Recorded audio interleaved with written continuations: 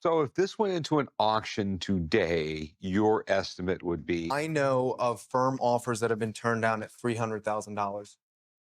Retro game collecting is a fascinating and ever-evolving niche. Whether it's driven by a passion for game preservation or a longing for nostalgia, some gamers are stopping nothing to add beloved game cartridges to their collection. With the recent controversy surrounding game delistings and the rise of websites such as delistedgames.com, the interest in game preservation has skyrocketed. But as the demand for classic games increases, so do the prices.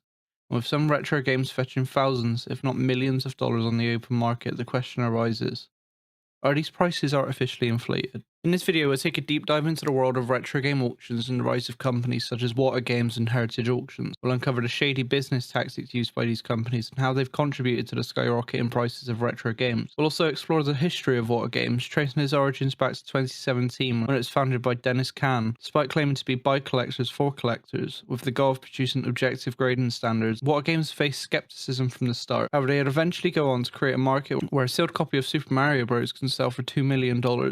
1,400% higher than its initial sale price of $140,000 a year before. To get a full picture of how everything began, we need to journey back to 2017, where the story of Water Games begins with its founder, Dennis Kahn. With the goal of creating objective standards, Watt set out to become the go-to destination for collectors seeking to authenticate and evaluate their prized games. But they had faced fierce competition from long-established industry giants like the Video Game Authority. Determined to make a name for himself, however, Kahn knew that he had to think outside the box to make a big impact. In 2019, he got a chance to go on the popular TV series Pawn Stars, where a collector walked in with a rare, sealed copy of Super Mario Bros. It was an early sticker-sealed version in near-mint condition, which made it pretty valuable and a one-of-a-kind find. The collector asked for an outrageous price of around $1 million, but instead of being laughed at the store, the show's experts called him none other than Water Games. It turned out the game had already been graded and assessed by Water before it had even been brought to the store, so Cam was well aware of the seller and the significance of the piece of history that he was examining. He proclaimed the game as the utmost importance to the industry and of undeniable quality. He ended his segment by explaining that there was no limit on how high these games can sell for, and he knew of offers of $300,000 being refused. The seller and Rick haggled for a few minutes before reaching the mutual conclusion that the game wouldn't be sold in the shop. This strategic move helped establish Watt as a credible and reputable player in the industry, solidifying their position as the go-to destination for collectors and enthusiasts. This wasn't the only shady thing about Watt, however. Their entire certification process is extremely opaque and secretive. Water are one of the only companies that do not disclose a complete population report. This report would indicate how many of a particular type of game that they have rated, which gives sellers and buyers a rough idea of how rare an item is. Instead, they grade games in a variety of ways that benefit themselves. Their entire grading price guide is based on how much they value that particular game in relation to its rarity, meaning that if they believe a game's market value is $10,000, they would charge $400. However, if a game is valued at $1 million, like the Mario game that was already assessed, then they would charge over $20,000 to grade it. The manipulation of the market is further showcased with their involvement with Jeff Meyer. Jeff bought the largest collection of sealed games and immediately took them to Water. They graded the games as usual, but this time they did something that wasn't the normal process.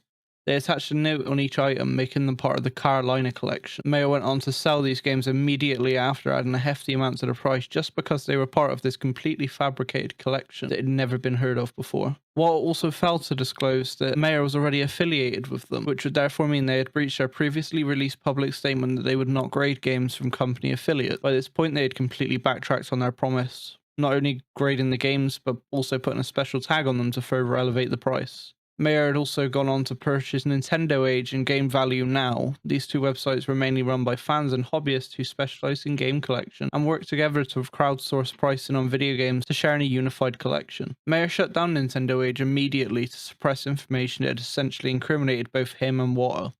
And in addition to this, the company co-founder and chief advisor Mark Haspel also went around video game conferences across the US searching for sealed games from popular series in a crafty attempt to hoard copies of these games for Water to eventually resell once the market had grown. It eventually became quite clear that Water Games weren't in the gaming business, but the empire business. I'm in the empire business. Necessary at this point to make it clear that Water Games is not a neutral arbiter by any sense of the imagination, and had a huge hand in artificially creating a market for these games for such exorbitant and obsessive prices. The only issue that they faced at this point is they weren't going to be able to shape the market in this way alone. They needed help. and this help came from the little company called Heritage Auction. By the time Watered began crafting their little company, Heritage was already quite an established auction house. This is important to note as they were selling several Water graded games at record selling price. Considering the fact that Water had not actually established very much credibility yet, it was quite odd. It became apparent that both Water and Heritage were working in tandem to completely restructure the market. The collaborative efforts between the two companies actually began with Water's founding. The people behind Water and Heritage ran in the same circles and shared the same company. For example, the co-owner and co-founder of Heritage Auctions, Jim Halperin, is actually listed as an advisor to Water, creating a concrete, definitive link between the two. Halperin was also part of the team that made the first major purchase of a Water-rated game on Heritage Auctions. He and the two others made a successful $100,000 purchase of Super Mario Bros. At this time, the price was pretty much unheard of and seen as completely absurd, sealed or unsealed. Despite this, both Water and Heritage marked it as the harbinger of the looming market that would eventually become industry standard. To make things even worse, Can even went around to evaluate the games as worth way more than what it was sold for, intentionally purchasing Super Mario Bros. At a higher than market value and eventually publicizing a narrative that games would end up being worth much more. Heritage and Water had worked together to artificially inflate the entire market. It's almost similar to a process called shill bidding. Shill bidding is the deliberate action of placing bids on a seller's behalf to artificially drive up the price of a listed. It wasn't the first time that Heritage had been accused of shill bidding either, so they were well aware of the practice.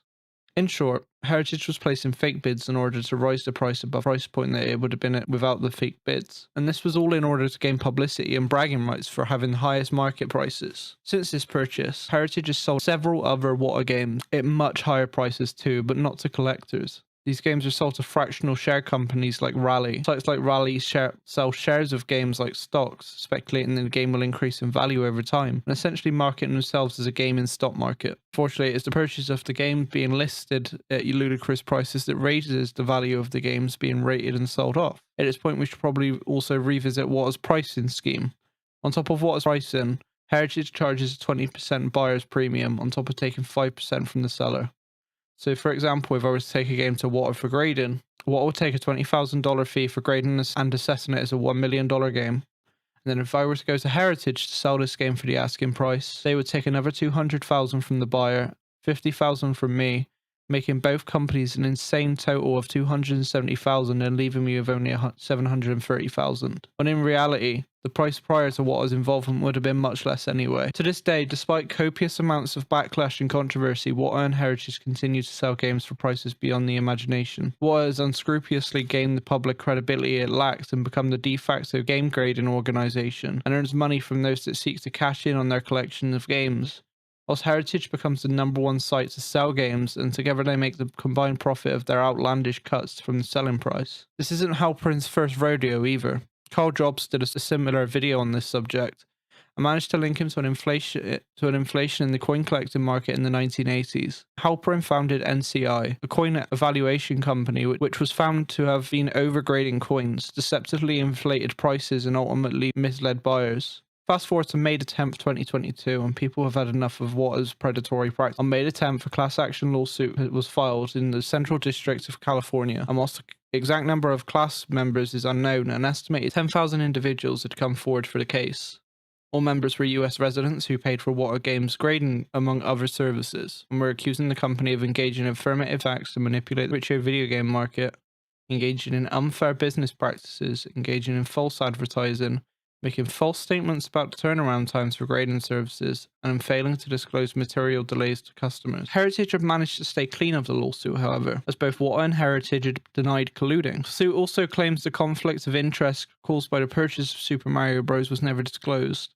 They are, however, being accused alongside Water of inflating prices, with the suit pointing at their various promotional efforts and media interviews, specifically targeting their claims that retro game prices are likely to increase. Pawn Stars episode we mentioned previously was also brought forward in the suit, only for it to be completely obliterated from History Channel's website with no explanation. Water were also under fire for how long their service takes. It was completely different to how they were promoted, with plaintiffs saying that the company promised to have games graded and returned within 15 business days, only for people to either not receive their game at all or wait for months on end. It's also alleged that Watergame employees were selling their own graded games, which ultimately breached the company's own fraud and conflicts of interest policies. The company's chief advisor, Mark Haspel, was accused of selling water-graded Atari games, and the lawsuit states Heritage Auctions benefited by earning more commissions from sellers and buyers. Halperin benefited from the value of his game increasing. Water benefited by the increase in royalty and the increased demand for grading services. Also, the increased value of the games allowed Water to charge even more for its grading services since prices were already tied to the values, yet the relationship between Water and Heritage Auctions is still unknown to collectors. Meanwhile, video game collectors rushed to send in their sealed games into Water for grading, believing they could sell their games for profits as the market soared. Unbeknownst to collectors, Water was massively bogged down by the rush. Still, the company advertised false and overly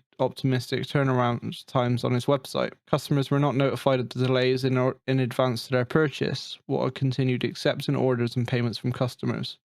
There's been no result of the lawsuit as of this video. However, Water has previously denied allegations despite there being a plethora of evidence against them.